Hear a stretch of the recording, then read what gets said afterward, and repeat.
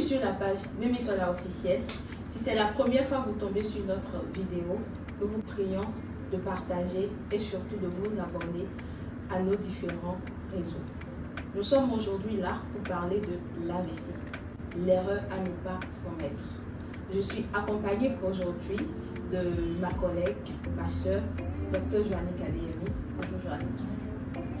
Et de Dr Avocet Martial, DES de neurologie. Bonjour docteur. Bonjour. Vous allez bien? Ça va, merci. Alors nous sommes là aujourd'hui pour parler de la thématique de l'AVC et nous allons plus nous accentuer sur l'erreur à ne pas commettre. Mais avant de commencer, nous allons faire un résumé sur ce que c'est que l'AVC, les facteurs de risque et pour poursuivre notre vidéo. Docteur. Alors, bonjour docteur Memisola, bonjour docteur Vanita, c'est ça comme ça. Bonjour chers auditeurs, chers téléspectateurs. Je pense que l'AVC reste encore une demeure un problème de santé publique sous le sud. Je ne pas seulement en Afrique, mais au-delà de nos frontières, au-delà du continent africain. L'AVC reste une demeure un problème de santé publique et l'handicap post-AVC reste une demeure un problème de santé pour tout le monde. Bon, il faut dire que l'AVC en lui-même,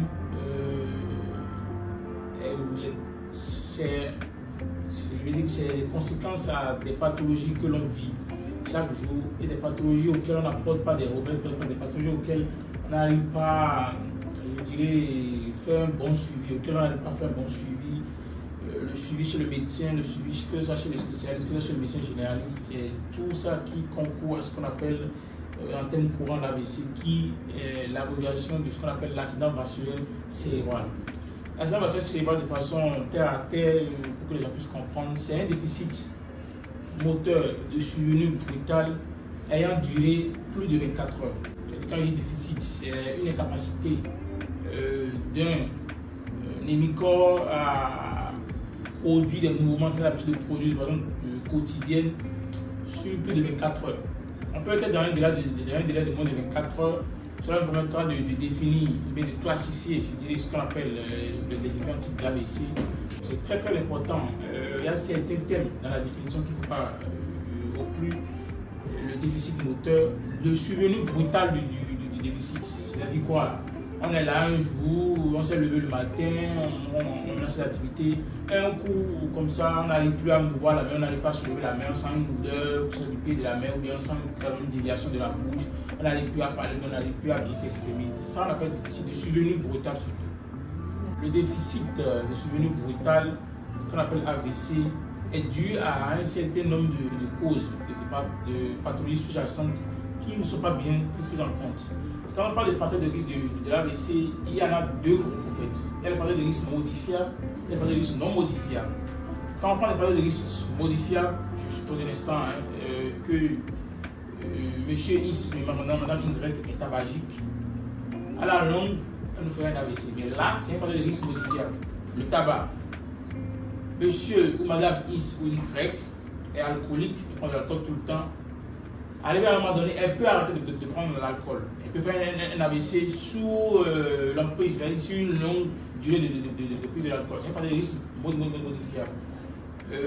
L'hypercholestérémie, c'est-à-dire nous mangeons, en fait, on a souvent cette nouvelle habitude, nous mangeons. C'est vrai que sur nos cieux, l'huile que nous vendons, l'huile qui se vend, qui se commercialise à l'heure là, ce que nous vendons n'est pas sans cholestérol. Et ce que nous mangeons de façon quotidienne n'est pas aussi sans cholestérol. Donc l'hypercholestérémie aussi est un facteur de risque modifiable. Et dès qu'on rentre, ça c'est pour ne citer que cela, mais dès qu'on rentre dans les facteurs de risque non modifiables, il y a en tête de liste l'hypertension artérielle. L'hypertension artérielle, c'est un facteur de risque non modifiable et c'est la première cause des AVC qui est en tête de liste. Après ça, nous avons le diabète. Il y a le facteur héréditaire. Quand on parle de facteur héréditaire, ça prend en compte beaucoup de choses. Je peux même mettre en haut l'hérédité, peut-être mettre en bas et faire des remanchements et parler de l'hypertension artérielle et de l'obésité. Quand on a des prédispositions génétiques à présenter une maladie, que tous ceux qui sont dans ce genre de circonstances doivent normalement se préserver pour faire la maladie. Dès lors que j'ai des facteurs de risque non modifiables, je ne vais pas en train de rajouter encore d'autres facteurs de risque modifiables, ce qui fera de moi un facteur à haut risque vasculaire. Je suppose un instant que j'ai un papa qui est tendu et qu'à un moment donné de la vie, je commence pas à prendre de l'alcool, pas prendre du poids, pas faire de l'obésité, c'est que j'augmente les facteurs de risque pour un AVC. Les gens peuvent directement regarder qu'il y a deux groupes de facteurs de risque, les modifiables et les non modifiables. Ok, donc docteur, si je comprends bien, les facteurs de risque modifiables, ce sont les facteurs que nous-mêmes, par notre main, on peut essayer d'éviter. Exactement. Donc, le docteur a cité l'excès d'alcool, le tabagisme, le surpoids, la sédentarité.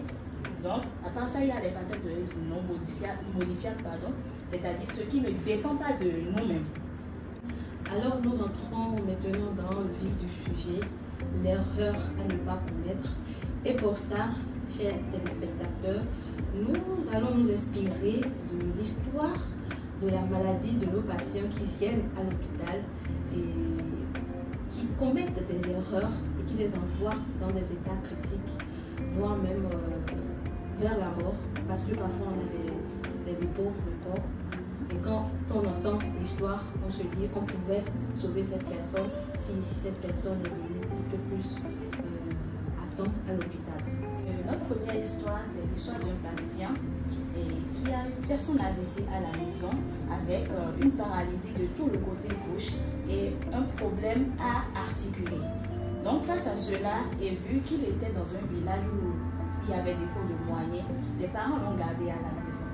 Donc lors d'une journée de sensibilisation et de consultation caritative de certains jeunes, ils ont vu ce patient et d'après l'histoire, il a fait son AVC il y a quelques mois et avec une paralysie et une difficulté à articuler.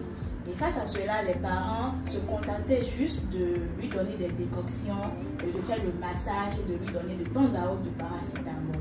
Donc, face à ces genres de cas, que peut-on faire? Il y a des signes annonciateurs de la maladie, mais des signes qui disent que oui, l'AVC est là. Il faut s'exprimer en ces termes. Dès lors que vous avez quelqu'un avec qui vous vivez, quelqu'un que vous connaissez, et qui présente des facteurs de risque dont on a déjà parlé tout à l'heure, qui est obèse, qui est hypertendu, et qui pour vous n'est pas trop observant en matière thérapeutique, ou bien qui est observant, et qui par moment, par faute de moyens, a des ruptures thérapeutiques. Je pense que celui-là a besoin quand même d'un accompagnement et d'un suivi très rigoureux. En fait, celui qui présente un déficit moteur, est survenu brutal, et qui vient à l'hôpital, que les parents voient, et qui n'arrive pas à s'annoncer à l'hôpital, est amené à nous faire beaucoup d'autres complications de la maladie même. Maintenant, il y a des erreurs qu'il faut éviter de commettre, comme vous l'avez dit. Celui que vous voyez le matin, qui a du mal à parler, qui a du mal à articuler, qui est dans un déficit moteur de souvenir brutal. Je pense que les parents ne devraient normalement pas garder ce à la maison. Ce n'est pas quelqu'un qui a eu un accident ou qui, avec le temps, a commencé une faiblesse musculaire qui s'est installée au niveau du membre thoracique droit, qui a évolué vers le membre thoracique gauche, mais qui a pris un membre de l'élément pelvien et qui a évolué de façon progressive. C'est un truc qui s'est installé de façon brutale. Ça veut dire qu'il y a eu un problème au niveau cérébral. Soit il y a une artère qui s'est rompue, ou soit il y a une artère qui s'est obstruée. Donc, des signes, des signes comme ça, qui se présentent à nous, d'emblée, normalement, ce qu'on doit faire, c'est de prendre ce patient-là et de l'amener dans les centres de santé. C'est vrai qu'au Bénin, il y a toujours ce problème de moyens, c'est vrai, certes.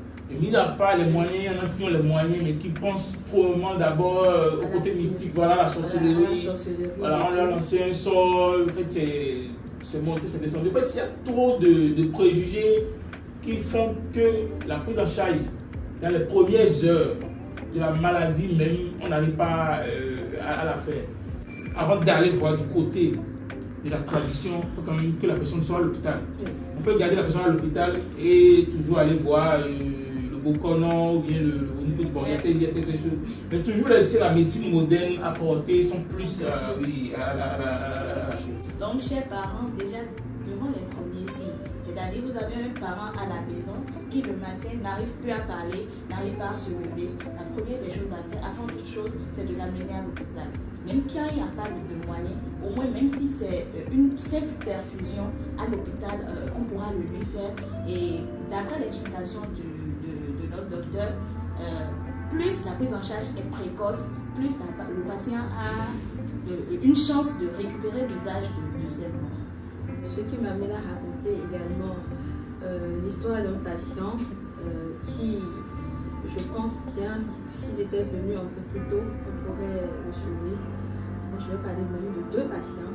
Le premier, c'est un vieux de 80 ans qui, d'un coup, ne parlait plus, n'arrivait plus à se lever. Et ses parents ont pensé que, voilà, comme on est en Afrique, qu'il y a quelque chose qui a été envoyé. Et puis donc, ils sont restés à la maison pendant 3 jours. Et ce n'est qu'après le 4e jour, ils sont venus à l'hôpital. Et la tension était à 22 et quelques. Dans ce cas, nous avons essayé de le sauver, mais les déficits étaient déjà là. Comme le docteur a dit, plus vite vous venez, plus vite on pourra sauver et récupérer un temps soit peu. Le deuxième, lui conduisait sa moto et arrivé devant sa maison, il n'arrivait plus à se lever. Et puis donc il a appelé ses enfants. Pour qu'ils puissent le soulever et l'envoyer dans la chambre.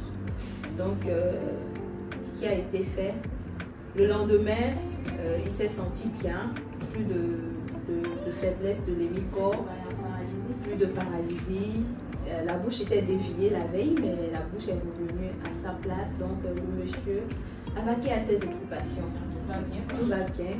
Mais le soir, arrivé à un moment donné, il n'arrivait plus à marcher ni à parler. Et c'est de là, la population, les gens l'ont amené à l'hôpital. Et ça, sa tension était également à 22 et quelques. Et moi, ça m'a particulièrement un peu choquée parce que quand tu entends l'histoire de la maladie des patients, on se dit, à cet instant T-là, si ces patients étaient déjà là, on pouvait les sauver. J'avoue que le premier, nous l'avons perdu parce qu'il a fait quand même 3 jours à la maison. Et le scanner a révélé que c'était un AVC hémorragique. Et bien, il est parti. Mais le second, le scanner nous a révélé que l'AVC était ischémique. Et le monsieur traîne ses séquelles aujourd'hui. Donc, qu'avez-vous à dire également par rapport à mes 2 histoires? Je pense que dans le premier cas de Dr Bimsola, que ce soit un déficit qui s'est mis en place et qui a reversé dans les 24 heures, le plus important dans l'apparition des signes, c'est de toujours amener le patient à l'hôpital. Toujours. C'est très très important. Il faut garder ça à l'esprit. Chers parents, moi je retiens 2 choses essentielles dans ce que le docteur vient de nous dire. Déjà, c'est que si vous tardez à la maison, un territoire du cerveau mort ne peut plus se régénérer. Donc, si le début du traitement est retardé, il y a impossibilité de récupérer les déficits qu'on a. Et comme il a dit, personne ne veut rester paralysé. Donc, la première des choses, venez à l'hôpital. Moi, je retiens quelques points, les erreurs à ne pas commettre, chers parents, chers téléspectateurs. Vous marchez très bien et du jour au lendemain, vous avez des déséquilibres, vous n'arrivez plus à être tenu debout, vous sentez des faiblesses d'un membre, de la main, d'un de vos pieds, vous n'arrivez plus à parler, vous n'arrivez plus à mémoriser les choses ou vos visions sont floues. S'il vous plaît, courez vers un médecin.